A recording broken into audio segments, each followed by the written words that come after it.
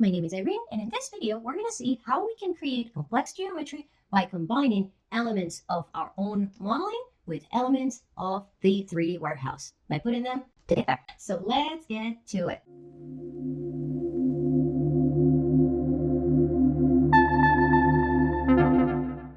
Alright, so as I said, for this video, we're going to be creating some complex geometry by combining the use of geometry that has been modeled by ourselves with geometry that has been sourced from the 3D warehouse. So we're going to see how that workflow looks like. And we're also going to be working with a vertical reference. So in previous videos, we have been working only with floor plans as references. On this one, we're going to see how things can work a little bit differently when the reference is an elevation or section. So what we're going to be modeling today is going to be this little cabinet here. And as you can see, all I have is an elevation. So let's get started by bringing it into our Sketchup file. So I'm going to go File, I'm going to go Import, and then I'm going to select my cabinet. Same thing as when we did the floor plans. We're going to close, and same as before. Before I do anything, I just want to make sure that my scale is correct. So I'm going to bring in my measuring tape, quick key T, and I'm going to measure one of these cabinets. They're supposed to be, what is that, 12, 18 inches.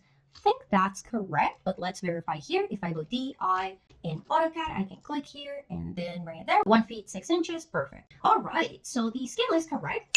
Awesome. Now, before I begin modeling, I need to fix the position of this reference because as you can see, it's laying on the floor, but this is an elevation. So to do that, I'm going to select the reference itself and I'm going to go Q for rotate. Now, by default, your Q is always set up kind of like on the floor on the blue axis, but you can change that position using your arrow key. So remember, right arrow key for red, left arrow key for green. In this case, I want it on red. I'm going to click on this corner here, click on the green axis, and then rise, my child. All right. So there is my elevated reference. And what I'm going to do here before I start modeling is think, because what we're going to be doing here is use the breakdown into parts to be able to model this complex geometry. And remember, the trickiest aspect of working with parts is the fact that you have to decide into how many parts you're going to be breaking your geometry. So remember, there's a couple of tricks that you can use to figure out how to break your geometry. Trick number one is categories, the kind of categories that you would work in architectural documentation. Unfortunately, here we don't really have those categories because the whole thing is cabinetry. The whole thing is millwork, casework, however you want to call it. So that was not going to work. But there's other things that I can do. For example, material. My countertop here is probably going to be a different material than the cabinetry itself. It's probably going to be a stone or quartz or something of that nature. So, okay. So one part is going to be my countertop. The other thing that I can do is break it into assembly parts. Again, if you would be building this in real life, it would not just be carved out of wood as a one piece. It's actually smaller pieces that get assembled together. So for example, side panels are usually their own element. So these guys are going to be parts. So the countertop is off, the side panels are off. The base for cabinetry can be done a couple different ways. Sometimes it is built as a platform. Sometimes it's like little legs that get screwed in on the cabinetry. But usually the biggest difference is that while your cabinets are individual elements that may have different uses, your base is usually supposed to run continuous throughout all of them. So usually what I do is that I break my base away. So now we have countertop, we have base, and we have side panels. And then what I'm going to be doing here is that I'm going to be breaking each of these cabinets into their own entity. So again, I don't know if any of you has ever been at the workplace of a fabricator, but cabinets are usually boxes, and then depending on the function, you get a box. So you have a box for open shelving, you get a box for drawers, you get one box for double doors, you get another box for drawers, and you get another box for open shelf again. So let's break it into those 5 boxes. And then what I'm going to be doing here is I can also start thinking about what elements would be sourced, aka bought, versus what elements would be fabricated, right? So the cabinets, the countertop, those things you have to put in an order and then somebody builds them for you, right? But something like a sink, something like handles, something like a faucet, those things you just go to Home Depot and buy, right? Or maybe you buy them at a nicer place. But the idea is that you're not building those. So if you're not going to be building them, that's where you're going to start using the 3D warehouse. So, okay, it seems like I have a good idea of how I'm going to be breaking up my parts. The other rule that I'm going to give myself for this exercise is that I'm going to convert all of my elements into components, and you're going to see why at the end of it. If you remember in the video about group and components, there's basically two camps of people when it comes to modeling. There are people that use groups and components, and there are people that use components only. So in this video, I want to show what is the benefit of using components only. So let's get started. But wait, because I took the time to actually stop to think about how to build this geometry, I was actually able to notice something. And that is the fact that this cabinet is symmetric. If I create a guideline to the middle, this half is exactly the same as this half. So why would I model each and every one of these elements when I can just model half the cabinet and then copy and mirror it? So work smart, not hard. So with that understanding, let's get started with our cabinet. So what's going to happen here is that when you're modeling from an elevation, it's going to work very similar to the way that we did it when we were working from a floor plan. The difference is that we're going to be starting from that elevated front view, and we're going to be push-pulling back or front from the reference. Personally, I like to push back just so the reference always remains on site, but this is entirely up to you.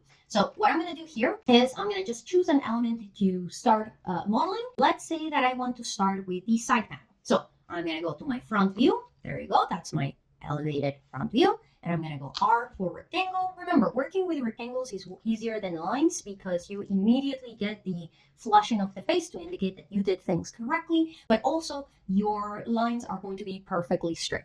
So there is my side panel. Now I'm going to orbit because I'm going to push pull it. And you know what? Now that I think about it, I think I'm going to push pull forward. So basically, as I model things, the reference of them will disappear. You'll see what I mean. I'm going to go P for push pull. Now, how deep should this vanity be? Well, that can vary depending on how big the bathroom is overall. I want to work with rounded dimensions today because I'm lazy. So I'm just going to round it to 2 feet. So I'm going to go 2 feet, enter. Perfect. And now remember, before I move on with modeling the next thing, I'm going to make sure to isolate this geometry. And in this case, we're going to be turning everyone into a component. Everyone is a component. So I'm going to go click, click, click, right click, make component, and this is going to be called side panel. All right, awesome. Okay, so now let's do the base. So I'm going to go back to my front view, and I'm going to go rectangle. And what I can do is I can find the midpoint of my base, and then just bring it to this corner here. Oh, there you go. Perfect. Orbit around. Yeah, that's looking good. And I'm going to push, pull it. Now, here's the thing. In this kind of cabinetry, usually when you have the base is recessed 1 or 2 inches. And the reason for that is so when you're standing in front of your cabinet, the tip of your feet are not kicking. That's why it's called a kick plate. So we don't want this guy to be flush or aligned with my side panel. We want it to be a little bit back. So here I could do a couple of things. One, I could do math. I could do 2 feet minus 1 or 2 inches, or I could use guidelines to create a temporary reference of where I want this kick plate to stop. So I'm going to bring my measuring tape. And remember, if you want to create guidelines, all you have to do is make sure that you're clicking on an edge, click, and that is going to allow you to create your guideline. You can also use arrow keys to force that guideline to go in a specific direction. And basically what I want to do here is recess my kick plate 2 inches. So 2, enter, perfect. And now check it out. What I can do is just push pull up to the guideline. Beautiful. Awesome. Once I have that, I no longer need my guideline. So I can go edit, delete guides, bye-bye. And I'm going to go click, click, click, right click, make component. And this is going to be my base. All right. We're making good progress. So let's start with my cabinets. So I'm going to start with the open one. I think it's relatively simple. So this guy's just going to be one big rectangle. Bam. And I'm going to go push pull. This will be flush with the side panel. Like they're supposed to be kind of on the same level. Okay, that's looking great. And now here's the thing. I have a little bit of a problem because see, like this is why I usually like to put my reference on the front because now I can't really see my reference when I'm creating my cabinet. So there's a couple things that I can do here. Thing number one, I can select my reference and I can move it. References are not fused wherever you place them. You can move them around. You can change them. You can like do whatever it is that you need to do to them to make them work for you. So that would be option one. Option two would be that I would leave my reference where it is, model my cabinet here, and then I can use the mirror tool to kind of like flip it. But again, my problem with that is that if you're working with accurate dimensions, sometimes there might be an error of kind of like you mirror it wrong or whatnot. So why not just move the reference? It's so much easier. So I'm gonna move my reference here for the time being, and now I can draw. Now, as you can see, this is an open shelving, and basically what we have is a frame that then gets push-pull in. I can just, by looking at it, tell that it is the same thickness all around, so I could use offset to create that new boundary. Or if the sides are not the same thickness all around, you can use a rectangle and just overdraw that line. Once again, this is always going to be like whatever your preference is. SketchUp is very forgiving. As long as things work, it doesn't matter how you did it. So in my case, I'm going to use my rectangle here. I'm just going to draw it there. Beautiful. Just so you know what's going on, I'm going to temporarily hide my reference. And remember, I could either right click and go here and then have to go on hide and blah, blah, blah, blah, blah. Or now that we know that we have our tags, I can expand on my tags. And would you look at that? There's already one tag for millwork. Does it hide everything? It does hide everything. Yay! So see, now I can just look at my model. Now remember, because this is cabinetry, I cannot just like push pull the whole thing to the back because then it's going to collapse. I need to leave a little bit of a depth, which is going to be the back of my cabinet. So once again, I am going to go T for measuring, and I'm going to bring it out here. These backs are usually quite flimsy, so let's say that it's going to be half an inch. I don't know, half an inch. There you go. And I'm going to push pull to that reference. See? Even if I cannot see it, like I know that it's stopping on that guideline. But if you want to be just triple, quadruple sure, remember, you can use your visibility settings, which you can access either through this toolbar or by going view and face style and basically turn on your x-ray vision and check it out. If I bring it to my guideline, see how it stops before it reaches the end of the cabinet? Click. That's exactly what I want. Turn off my x-ray vision, edit, delete my guides. Now, I'm going to bring in my millwork.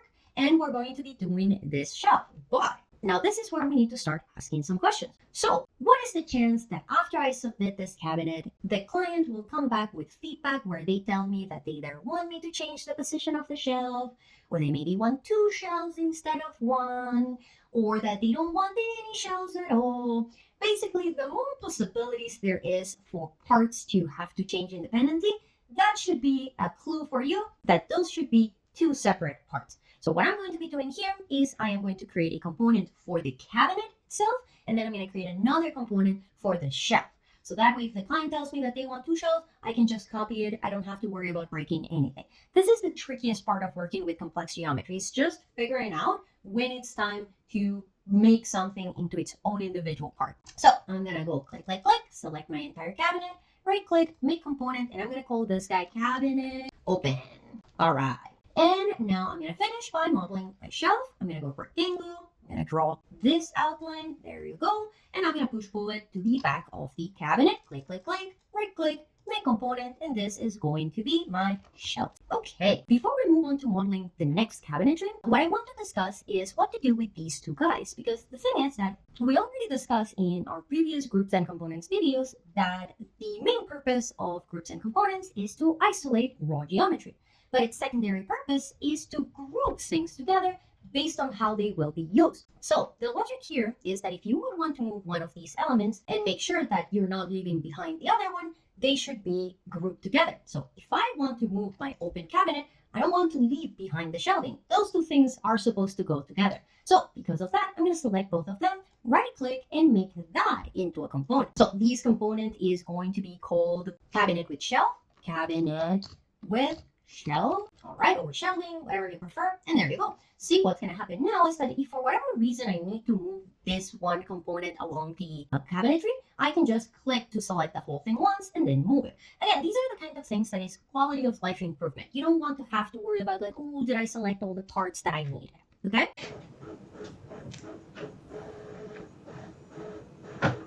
With your mind.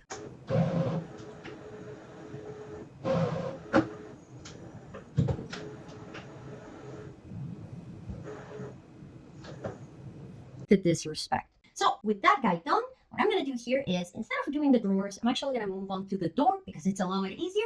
So I'm going to go to my door. I'm going to go to my front view and I'm going to go rectangle from this corner here. I think I need to orbit a little bit. There you go. And I'm going to push pull all the way back.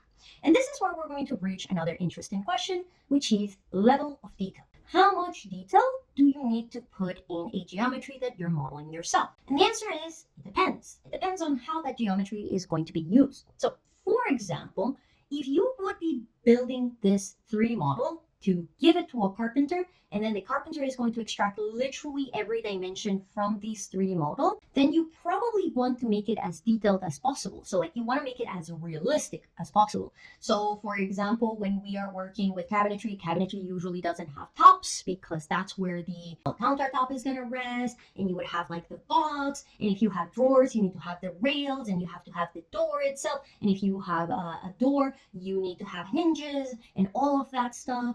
But if you are making a 3D model, for example, to show to the client so the client can approve the design of the cabinetry, then you don't need that much detail because the client is not going to see inside the cabinet. So again, work smart, not hard.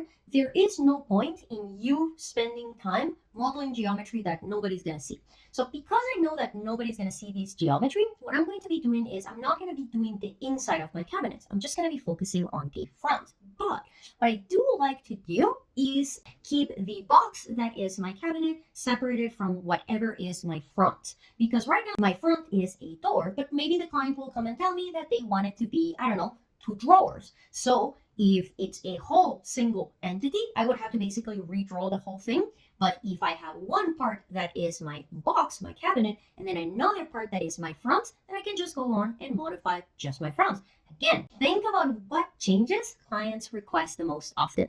So what I'm going to be doing here is I'm going to be modeling the front of my cabinetry as a separate part. So because of that, I'm going to make sure that I isolate this guy, and I'm actually going to push my cabinet back to give that allowance for that front. This allowance can be whatever a door is in real life. So a door is usually 3/4 of an inch. So I'm going to round it to 1 inch again, just because I'm lazy. I'm going to go push pull 1 inch in. There you go. See, so if I go to my top view, you can see that it's a little bit far back. And I can go click, click, click, right click, component. And this is going to be my cabinet door. Okay. And I'm going to model my door. So I'm going to go here and click, create my rectangle for my door. Beautiful. I'm going to push pull it. How much do I need to push pull it? Well, until it touches my cabinet door. And now the other thing is that, as you can see, this front has a shaker detail. So let's add that. I'm going to go rectangle again. I'm going to draw here. And once again, I'm going to turn off my millwork so you can better see what's happening. See? So now I have my door geometry, and I have these little offset on it. And what I can do is just push pull it a little bit in. How much? Let's say 1/2 inch. Beautiful. Again, we're not worrying with handles for the time being. We're going to be supplying those later. So I'm going to go click, click, click, right click, make component. This is going to be a door. And then I'm going to select both my door and my cabinet, because remember, there's not going to be an instance where I just want to move the cabinet and leave the door behind. So I'm going to select both of them, right click, make component, and this is going to be my cabinet with door. All right. And now finally, we're going to be doing the drawers. So I'm going to start exactly the same as with all the other ones. In fact, I can be a little bit sneaky. I don't have to start from the front because I already have the outline for the cabinet here at the back. And I can push pull it how much? Well, until it meets this other guy, because all of my fronts should be the same thickness. And I can go click, click, click, right click, component. This is going to be cabinet, drawer, beautiful. And I'm going to do my drawers. But here's the thing. I only need to model one drawer. Why? Because they're all the same, and we're working with components, and we're working smart, not hard. So I'm going to draw my rectangle for one of my drawers. I'm going to push pull it back to the cabinet. Then I'm going to go rectangle there, then push pull. How much? Well, as much as it needs, so it aligns with the other front. See, this is one of the advantages. The more complex geometry you have, the more reference points and faces and lines you have that you can use. So that's my drawer. Click, click, click, right click, make component. This is going to be, one day I will learn to write. There you go. And now all I need to do is go M for move, pick it up, control to make a copy, place it, and then X2 for 2 copies of my drawer. And there you have it, my open cabinet, my closed cabinet with a door, and then we're going to finish it off here with my cabinet with drawers. Beautiful. Awesome. Great. Cool. We're almost done.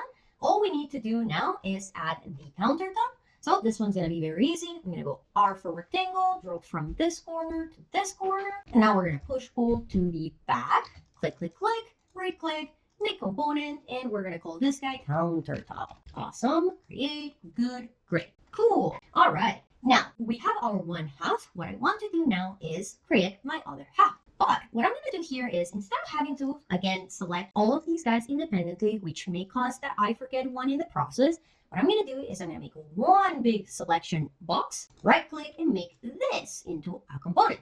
This component is going to be my cabinet half. There you go. And now check it out. All I need to do is pick it up, control to make a copy, right arrow key to make sure that it can only move on my red axis, and I'm gonna drop it there. And now I'm gonna use my my flip tool. I keep on thinking about AutoCAD's mirror, and I'm just gonna flip it. Wow, look at that. 2 for the price of 1. Now, these looks really, really good, except for a teeny tiny baby problem. And that is this line here and this line here. That's not how things are built in real life. If you have, like, the guy that is supplying you with the countertops tells you that they're going to cut them right where the sink is, you need to hire somebody else, because that's a very, very bad idea. But here's the problem. I can't just get rid of this line. See what's going to happen.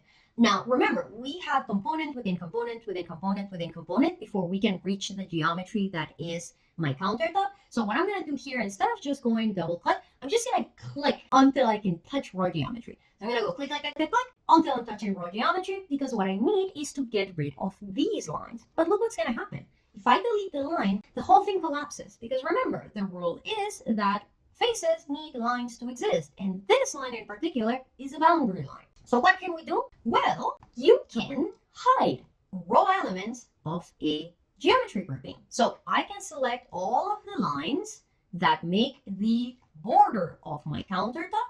I can right click on them and hide them. They are still there. They're still fulfilling their function, which is to maintain this face, but now you just don't see them. If you want to see them, you can always go to edit, to view, and then show hidden geometry. And there are my lines. But what's going to happen is that for an outside looker, now it looks like this is a single geometry. Let's do the same thing for my base. Click, click, click, click, click, click, click. I'm going to select all of the elements that make the end of my base. Right click and hide. And when I click outside, wow, look at this. If I want to be even fancier, I can select my two halves. Right click, make component, and I'm gonna call this custom cabinetry, for example. Enter, and now nobody will ever know. It's just gonna be a secret between you and me, the couple hundred viewers that I have. Awesome. So what I really like about this technique is that when it comes to adding detail or making changes, it's gonna be really, really easy. So for example, if the client comes and tells me like, you know what, I would like to flip the open cabinet and the drawers, that's not a problem. All I need to do is go into one of my halves, select these two guys, go to flip, and say, okay, you guys are now flipped. And look at that. Because these two halves are a component, when I make a change here, I see the change there. And because they are individual components, I don't have to worry about the flipping causing some geometry to get stretched out or deformed in a way that I don't want to. This method also allows us to add a additional level of detail much more easily. So for example, let's say that the client gets back to me and tells me like, you know what, I like the countertop, but I find it a little bit too plain. Can we get something like a bull nose or like a rounded edge, just something so it's a little bit more interesting? And it's like, yeah, of course, not a problem, because the countertop is its own entity that is not interacting with anybody else. So I can go click, click, click, go to my countertop, and let's say I'm going to draw it here just so it's a little bit easier to understand. So if I want to add that level of detail, what I can do is I can just kind of like draw it here. So what I'm going to do here is I'm going to choose out of my arcs, instead of just going with A for arc, because remember, that's a first and second arc. What I'm going to be doing here is choosing the architectural arc, or just called crane arc, which allows me to start by clicking on the center, then the radius, and then I can do this. And that's going to give me a rounded edge. I'm going to finish it off by drawing this line. See, now that has generated a face, and check it out. All I need to do is click on this edge, add this edge to the selection, and then I'm going to go follow me and click, bam, we have our new added detail to my countertop. And again, you're going to see this edge here because this is new geometry. So same as before, I'm just going to select this, right click, and hide. When I go outside, look at that additional level of detail. Let's say that, for example, the client tells me that they want to have a little bit of this like shaker detail on the side panel. Not a problem. I can go click, click, click, click, click, click, click. And I'm going to use guidelines to mark basically where my shaker detail is with respect to the doors and drawers there. And then I think it's like just 2 inches, 2 inches there. Oops, 2 inches here. And then I'm gonna go rectangle and I'm gonna push pull it in, half an inch maybe. There we go, added, delete guides. And look at that, now we have that same shaker detail on my side panel, but it's not just on this side panel. It is also on this side panel. So see, working with components is really great. But wait, it's gonna get better because now we're going to do our handles, our sink, and faucet. So let's start with the handles. Let's start with an easy one. So I'm gonna go to my 3D warehouse. And again, the rule that you want to follow here is basically ask yourself, is this something that has to be custom built for this project? Then you have to model. Is this something that I'm going to be buying from a place? Even if you're choosing the finish, even if you're choosing from a couple of options, you're still purchasing a product that is not getting customized in any way. If that's the case, then you go to the 3D warehouse. So now that I'm on my 3D warehouse, how am I going to search for these handles? Well, again, if you would have a specific product or a specific brand in mind, you can start by searching those. If you don't have anything in mind, then the more generic you are, the better. I could just type handles, but handles can be for like regular like doors. So I'm going to go with cabinet handles and I'm going to search. And again, you can switch the sorting. By default, it's going to be relevance. It seems to be giving me decent results, so I might stay with it. Ooh, we have a nice selection of cabinet handles and pulls here. Maybe I'll use this guy, but let's see if there's anything. Ooh, I kind of like this one with those details at the end. Click on it. Ooh, very pretty. Let's bring this guy in. So we're going to click download and then yes. Remember, you're going to click yes if you want this to be loaded into your project. If you click no, it's just going to download it as a separate file. So I'm going to click yes. And here are my handles. Now, I'm not going to place them in my cabinet because as you can see, like I need to do some work to them because first of all, I have too many things here. I don't want all of these guys. I just want this guy in particular.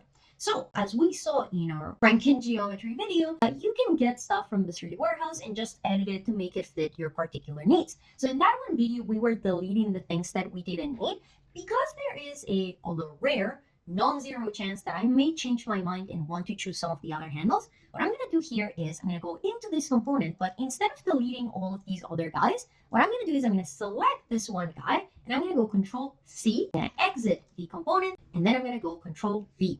And that is going to give me just a copy of this handle that is separate from the rest of these components. So that way, if I change my mind and I want to replace it, I can just come back here and select a different handle, okay? So what I need to do now is I need to kind of like arrange and rotate and place my handle the way that I want it to be. So first thing first, I'm going to go Q to rotate on blue. So it is aligned, there you go, the back of my handle to the front of my cabinet. Now, because this is going to go on drawers, I want to rotate it 90 degrees. So I'm going to go Q again. And remember, you can use your arrow keys to force it to go in a specific direction. Here, I want to rotate it on green. You may notice that I never really do, whether it's moving or rotating, I never try to move in 2 directions at a time. And this might feel silly, but the thing is that this way you have more control. If I would try to move this handle in one click to like its final position, a lot of things can go wrong. It is much easier for me to say, okay, first I'm just going to move it on green until it touches this face. And then I'm going to move it vertically. So let's say I'm going to find the vertical point here. And I'm going to say, let's say I'm going to put it there. And then I'm going to move it an additional 1 inch because my offset is 2 inches. And then I'm going to move it a third time. I know this may feel like it takes more time, but it also ensures that like you're moving things more accurately. So especially when you're getting familiar with SketchUp, it's a lot easier to move things one direction at a time. Now here's where the real magic is going to happen. Instead of copying this handle from here to here, to here, to here, to here, to here, to here, to here, look what I'm going to do. I'm going to select my handle and I'm going to go Control X, or you can also go Edit, Cut. And what I'm going to do is I'm going to start clicking until I get to the raw geometry of the drawer. So click, click, click, click, click, click, click, click, click. I'm in the drawer and I'm going to go Edit, Paste in Place. So remember, Paste in Place is going to paste that geometry exactly in the same position that it was when you cut it. So Paste in Place, there it is. Now here's the cool thing. Because the drawer is a component, when I zoom out, you're going to see that the handle is in all of the drawers. But not just that, because the half of the cabinet is a component, it is also in the other side. This is how you want to work with SketchUp. Why would you want to have to copy and paste this handle 6 times when you can just place it once? This is how we can be very, very smart with SketchUp. And there you go. So now, if I want to do the same thing for my door, I can do that. I can go click, click, click. Now I'm going to go into my door and check out. What I can do is I can go paste in place, and what it's going to do is going to paste it in the same position that it was before, so a new copy. But what that is going to do is give me an easier pickup point. So I can, for example, pick up this corner, and let's say that I'm going to bring it to this corner here. Now that's not like that's too off to the side, so maybe I bring it in something like that. Now people usually prefer handles for doors to be in this position, so you can do that if you want to. In my case, I'm going to leave it here just for a little bit of kind of like cleanliness with the design. And when I click outside, look at that. I've placed 8 handles in my model by placing just 2 in real life. That's how you want to work with SketchUp. You want to use the SketchUp tools to make your life easier. This is starting to look really, really good. Let's move on to my sink. So back to my 3D warehouse we go. And once again, I don't have any specific sink model or brand in mind, so I'm just going to go with, you can either type bathroom sink or vanity sink. You just don't want to type just sink because that might give you vanity sink, because that might give you also kitchen sinks, and that's not what we want. Now the other thing that I need to start thinking now is, what kind of sink do I want to have? Do I want it to be a vessel sink? Do I want it to be a drop-in sink? Do I want it to be an undermount sink? I want to keep things simple for today. For this video, I think I've already dropped enough knowledge bombs on you for one day. So I'm going to keep it relatively simple. I don't want it to be a vessel sink because those tend to be a little bit higher, and then I would have to adjust the overall height of my vanity. So instead, what I want to do is I want to work with just like a traditional drop-in sink. So now that I know that, I can come here and say drop in vanity sink, and there you go. See, now I'm getting the specific results. As you can see, I'm getting less results, so this is the part that you have to be careful when you are narrowing down your search. I don't really like the options that I'm getting here, so let's see what happens if I remove the vanity word and just search for drop-in sink. Yeah, you're gonna get a lot of kitchen sinks. Some of these are kind of cute. Okay, this is nice. Let's see if I can find the square sink. I just don't like round sinks. Plain drop-in under. Oh no, okay, so this can be either drop-in or undermount. Bathroom sink. Ooh, I don't necessarily like it very much. You know what, it's fine. Let's not let my design choices take over, okay? Let's go download and let's go yes. And let's bring it in. It's actually pretty nice. Yes, yes, yes.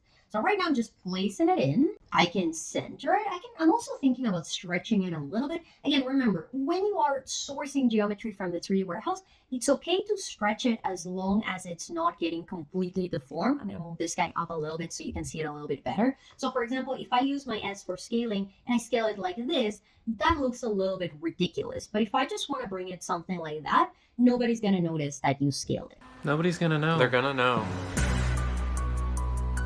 Right? So let's say, because basically right now this guy is probably, yeah, it's like 20 inches. That's a little bit small. This cabinet here is what, 3 feet. So let's say that I want it to be 30 inches total. It's a little bit big, but whatever. So 30 inches, yeah, that looks much better. And now here is the interesting thing.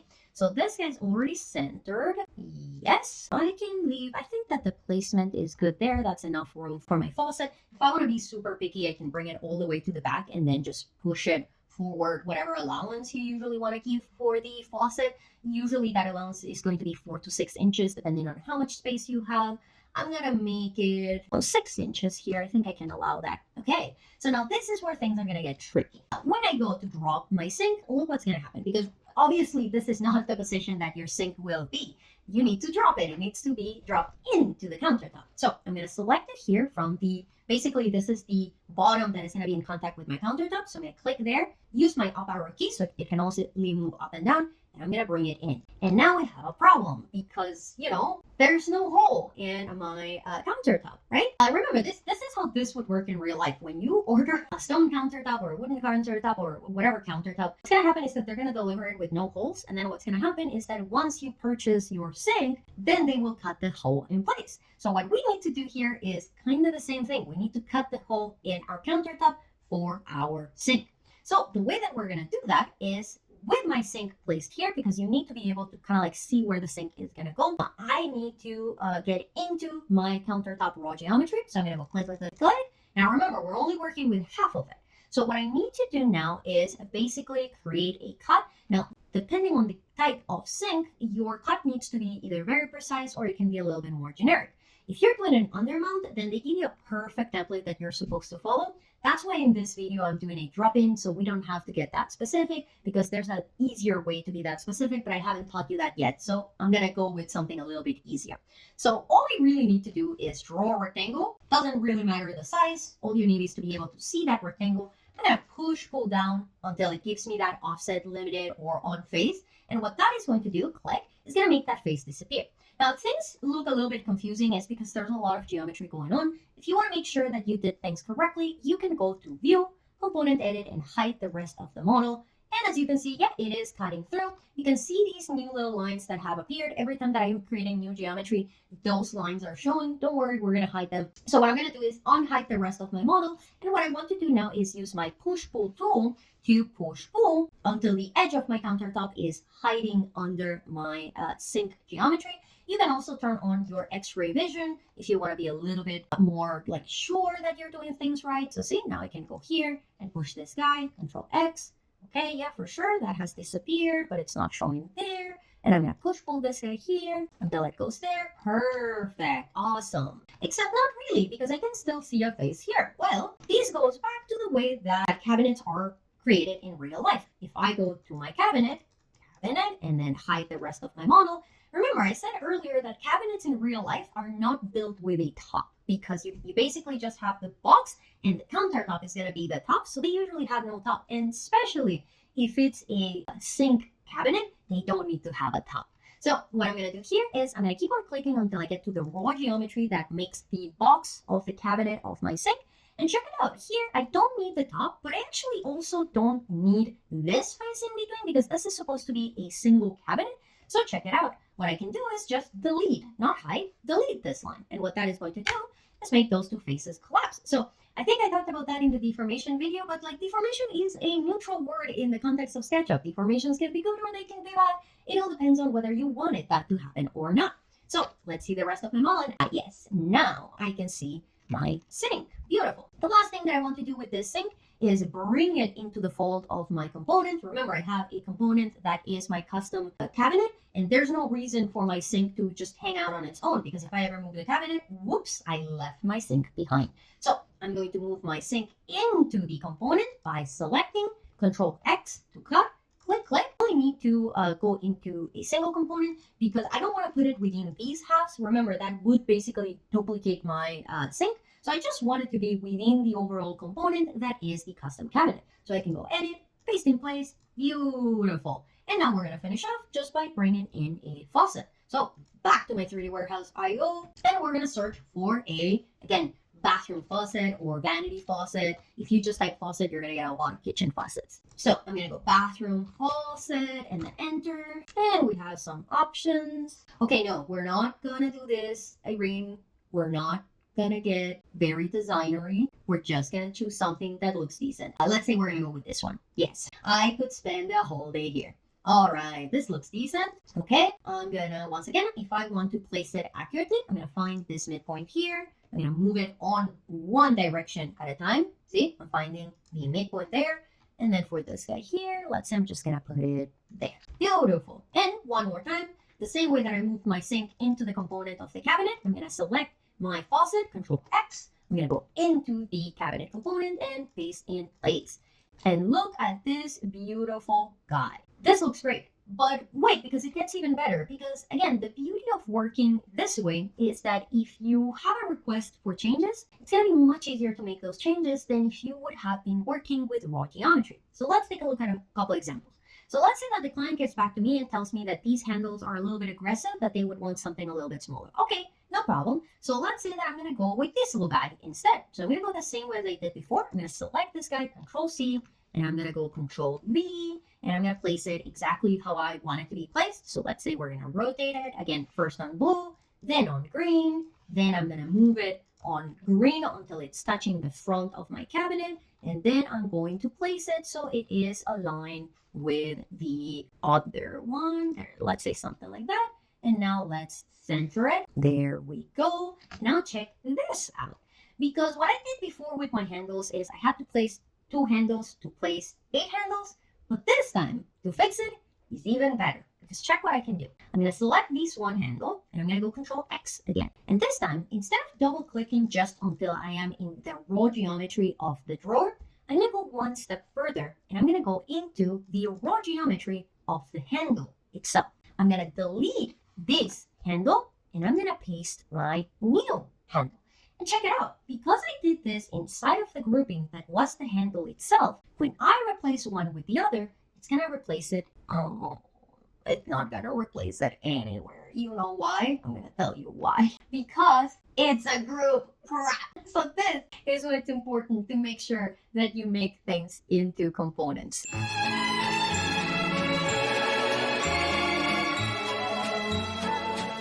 going to go paste in place for my new handle. And because we are inside the handle component, what this is going to do is that it's going to update everywhere that the handle was. So it's not just going to change all of my drawer handles, it's also going to change my door handles. So this is how you can easily implement changes to many elements within your project. As long as they're components, all of them will change at the same time. Now be very careful. You need to make sure that your geometry is a component. Now, the last thing that I want to address in this video is why did I make everything into a component? And that is because of the outliner tool. So where is the outliner tool? Well, this is going to be a tray tool. You can find it by going into Window, Default Tray, and you're going to find it here, Outliner. So what the outliner does is that it operates very similar to the way that tags do, except that it is automatically created whenever you create a group or component. Now, this is why I prefer working with components. Remember how when you create a group, you just create a group and that's it? So the problem with that, and I'm going to show you here, is that the outliner reads all groups as group. So see, this is group, and then this is also group. This is group. This is group. So the problem is that you would have to basically create a group and then come here and rename it. You can select it, right click and rename. So I can call it whatever I want to call it, but that is kind of tedious. When you create a component, the component name is going to automatically show up here. So I can delete these two guys and you're going to see that they're going to disappear from my list. One thing that I really like about the outliner is that it gives you a lot of information. So number one, you can turn things on and off the same way that you would do with tags. So I can turn this guy off, I can turn it back on, or I can turn off my entire cabinet and I can turn it back on. But also you can see that based on the symbol, it tells you if it's a group or component. So this is another way to quickly identify something is a group or a component. Also, you're going to see that components are usually going to have that kind of like bracket thingy at the beginning and end, while groups just have the group name. You can also quickly select the whatever these elements are. So for example, if I don't know who this group element is, by clicking on it in the outliner, it highlights it in the model, which is really handy. But this is where things get wild, because you can see that my custom cabinet has this little arrow here. And if I expand on it, you can see that my custom cabinet is made out of this guy. Who is this guy? That's my sink. And here's the interesting thing. You see what happens? When I click on this guy, it immediately took me to inside the component and selected that guy. So instead of me having to go click, I can just click once here and it's going to take me directly there. Let me rename it drop in sink. Yes, drop in sink. And I'm just going to click. There you go. I don't know why it sometimes gives me a little bit of a hard time. And now you can see that I am inside that group or component. Or check it out. I could expand here on one of my halves. There's my base. There's my cabinet with door. If I expand, let's say, into my cabinet with drawers, I can go into one of my drawers and there's my handle. So as you can see, this is a wonderful way to get exactly to the details of your model. And see, if I click here on the handle, it's just going to take me directly to selecting that handle. Now, you may see this and ask yourself, whoa. So why do we bother with tags? Why don't we just use the outliner and that's it? Well, the reason is that the outliner is directly and strictly attached to groups and components. Well, within tags, you can have a tag assigned to multiple things. So, for example, I could have a tag called furniture and then use that tag for all the furniture elements within my project, so I can turn off all of my furniture elements at the same time. But I don't necessarily want them to be a group because I don't want to move all of the furniture in my project at the same time. So once again, tags are more just to allow you to turn things on and off, and you can have like greater groupings, so to speak, while the outliner is focusing specifically on the groups and components that make up your geometry. But the outliner only really works, or it works best, when you are working with components only, because you can name them and they're going to show up with a little bit more information, while groups are just gonna be groups, okay? And with that, we have reached the end of this video. As you can see, you can create a really complex geometry in SketchUp. You just really need to have a plan, and you need to take the time to ask yourself what is the best way to proceed. But I hope you found this video helpful. If you did, please give it a like, give it a share, maybe subscribe. If you have any questions, feel free to add them in the comments. But otherwise, thank you very much for joining in. Thank you very much for sticking through, and I will see you in the next one. Bye!